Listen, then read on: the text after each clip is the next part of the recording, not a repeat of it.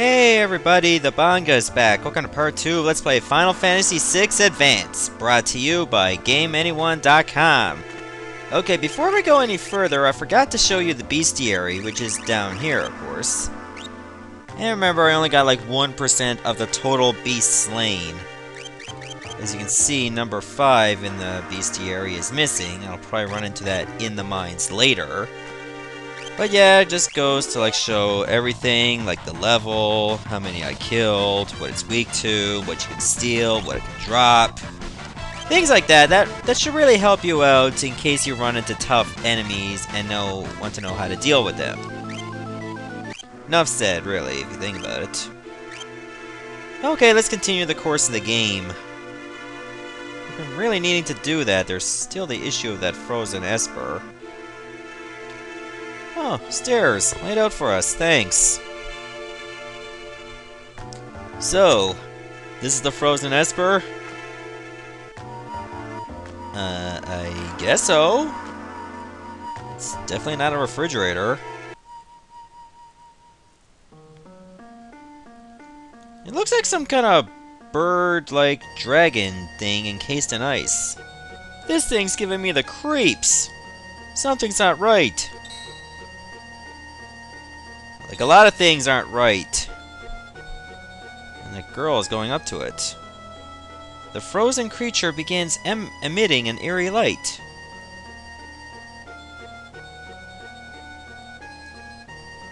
Disco show activate. Where's that light coming from? Ah! Did Wedge just get killed? What was that? Wedge? Wedge, where are you? Hey! What's going on? Now Biggs and Wedge are dead, and all that's left is the girl and the Esper. 3 shots of ellipsis. Uh-oh, big energy is radiating. Electric power! What's going on? The Magi-Tech armor is being destroyed? I wonder what happened. And she ends up here. Ooh, did you use gain on these sheets? Okay, I'm gonna talk to that guy later, but first, I'm gonna show you a little something. Ever since I've been playing this game, I've noticed something. Usually when you go into a town and you find a clock, there tends to be an elixir inside it. It happens so often, it's unbelievable. Where am I? My. And I just removed the crown. My head hurts.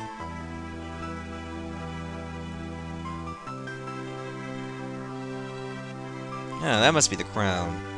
Easy there. This is a slave crown. The others were using it to control you. Yeah, Biggs and Wedge did mention something about a crown and making her easy to control that way. It was robbing you of your thoughts, making it so you'd do whatever they told you. I can't remember a thing.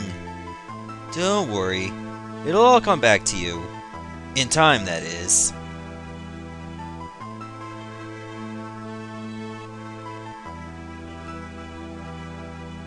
A mysterious young woman born with the gift of magic and enslaved by the Gestalian Empire. Okay, and her name is actually Terra, last name Branford. I'm not gonna bother to change the names. My name is Terra. Impressive. I've never heard of anyone recovering so fast. You must be made of tougher stuff than most. Pfft, no kidding. She can use magic after all. Oh, looks like the guards at Narshe are after me. Open up! We're here for the Magi-Tech armor pilot. That's right, Terra was with the Empire, and the guards are thinking that she's involved. Open this door right now, and hand over that girl. She's an agent of the Empire. Empire? Magi-Tech armor? There's no time to explain. You need to get out of here. These fools aren't gonna listen to reason. This way! Quickly! Okay. Through this door? Make your way out of town through the mines. I'll try to buy you some time. Thanks, old man. Glad you didn't fondle me in my sleep. Up there! The good thing about the GBA version is actually allow you to run without needing to get sprint shoes first. Of course, if you get sprint shoes, you'll run a lot faster. Ah, here's entry number 5, Spritzer. Finally found you.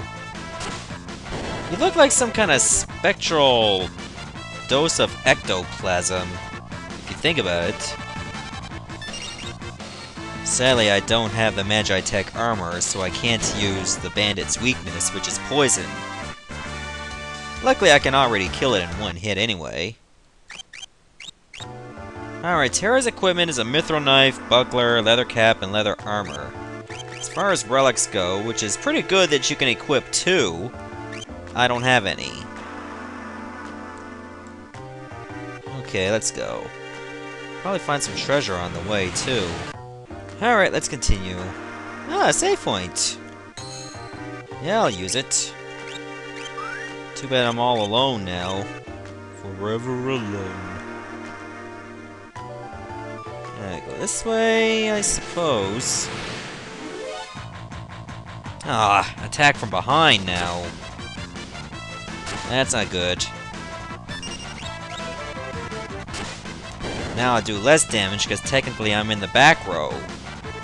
Remember how it is in Final Fantasy logic. If you're in the front row, you're in the back row on a back attack, and vice versa. So I inflict less damage, but I take less damage too. I mean, if you're a magic user, it doesn't even matter. But if you're a physical user, it does make a difference. Oh, I got a potion. Yay, treasure chest! Ah, Phoenix down. Perfect. Ah, now we got ourselves 2 were-rats, and I got a preemptive strike. That should give me an edge. Ah, damn it, I took a hit. Oh well. At least if I'm in any danger, I got that potion. Thank God for item drops. Ah, sleeping bag. It's kind of like a tent where you can actually revive yourself while you're using a save point. It fully restores one's HP and MP, but it's only for one person rather than the entire party, and it can be used outdoors. It can also be used in save points. Remember, you cannot use them anywhere you want, like inside. That seems to be a suspicious door. More on that later. Okay, things are going pretty good, but I'm gonna need to heal. Actually, I think I was better off using the cure. Because I want to save those potions. You're going to find out why in a moment. How deep is this mine, anyway? There she is! Uh-oh. Oh, great, I'm trapped. Guys? Can we talk this out? No, we cannot! Ow, my head! I just got my hair the way I wanted it. And when you have memory loss, it doesn't really help. Now she's having flashbacks. My sweet little magic user. With this slave crown, you'll be all mine. Now that person over there, his name is Kefka, and he's a very iconic character in this game. Trust me on this one. If anyone remembers Final Fantasy VI, they think of Kefka all the way.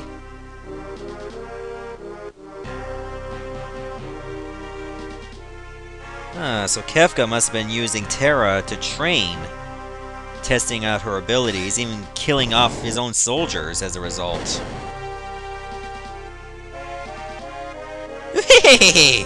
Good, good! Burn them all to a crisp! Oh yeah, he's loving this. He loves pain and torture and violence. And NBC sitcoms. Either that or he's obsessed with killing them.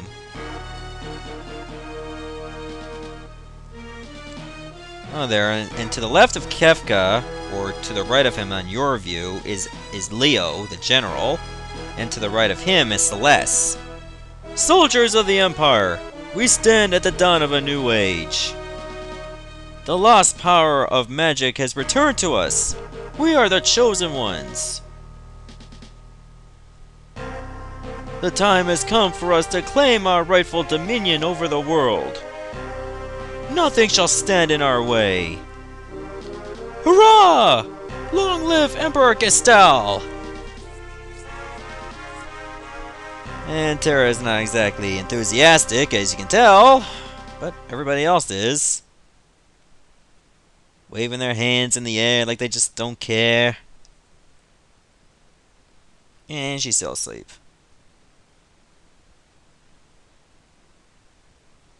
Meanwhile...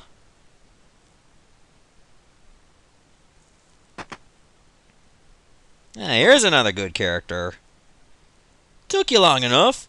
Busy with all the robbing and plundering, I presume. What? A treasure hunter and trail-worn traveler, searching the world over for relics of the past.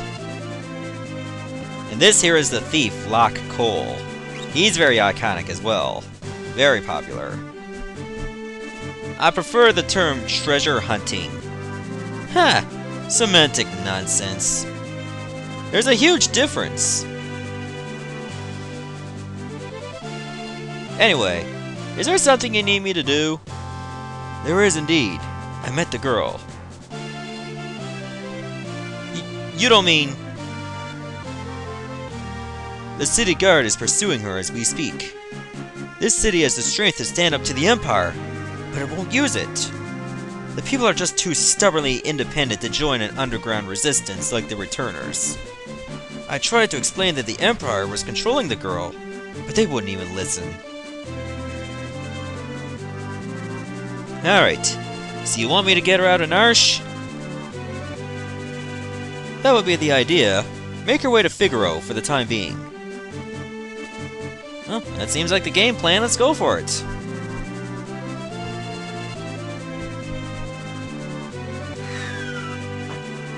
A minute!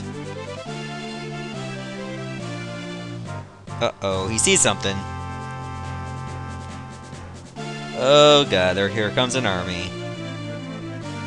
Now we've got her! Oh crap. That's not good. Wonderful. There's a whole bunch of them! Kaboom! Ah, Moogles! They return in this series. Or installment. Moogles, are you saying you want to help? I guess so. Kaboom!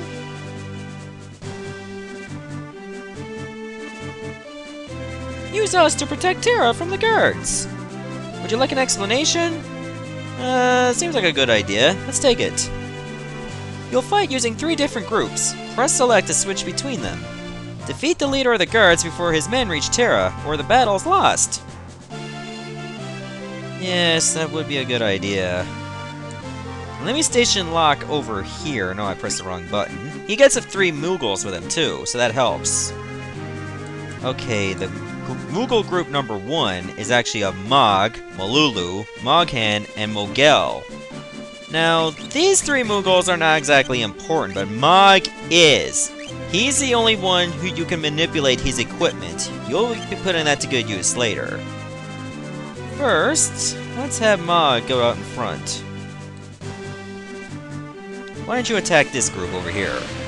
You don't have to attack all the groups, just make sure you kill the leader.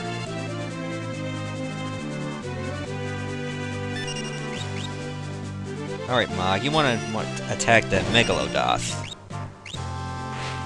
I've actually looked something up, and it seems pretty interesting that Malulu is actually the girlfriend or wife of Mog.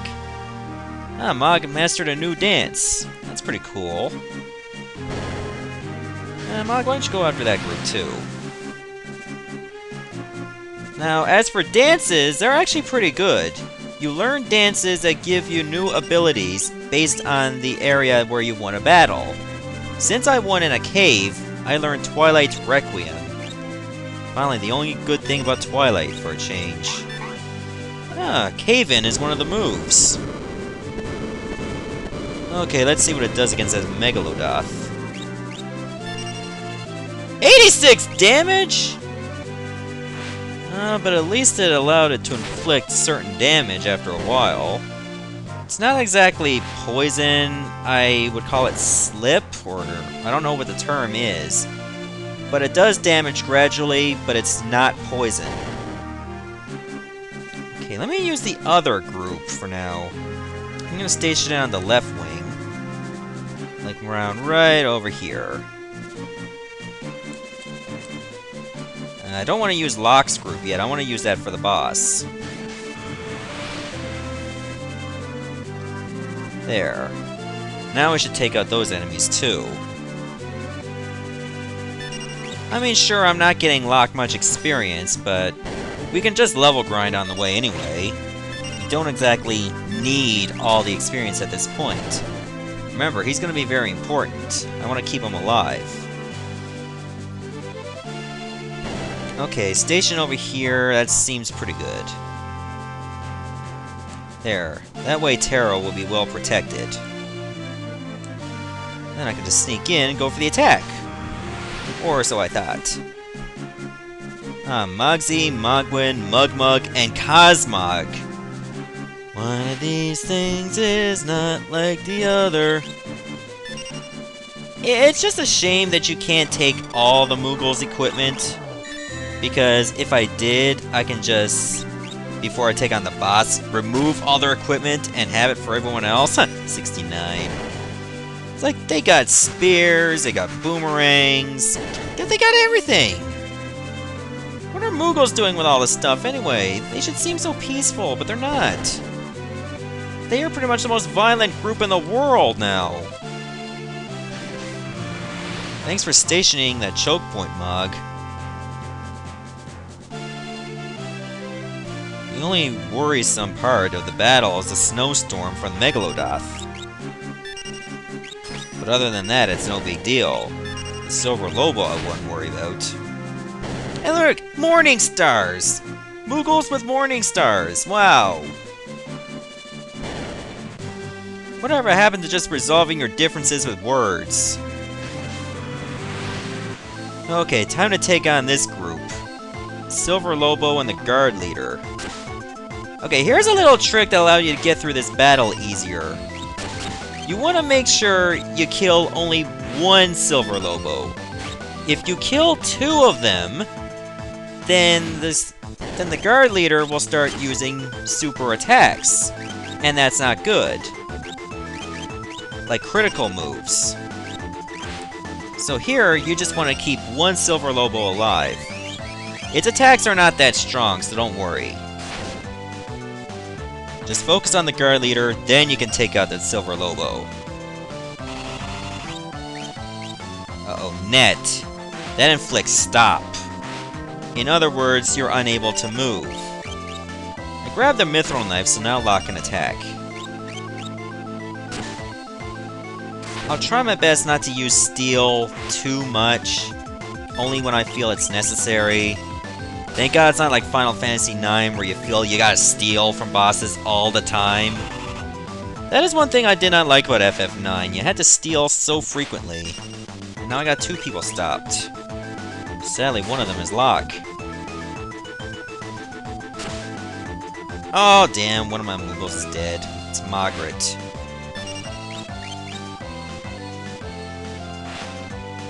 There we go! Now all that's left is the Lobo. Ah, I know what I forgot to do. I forgot to take the spear and the shield off Mog. So it won't be with us. Ah, that's okay. We did steal a Mithril Knife to compensate. I should have got the equipment off Mog first and then go on to fight the boss. Too late now, but that's something you could have done. Thanks, Moogles. We're in your debt. Alright, get in my belly. Damn, he can run real fast. Too bad he couldn't do that in the real game. Well, not yet.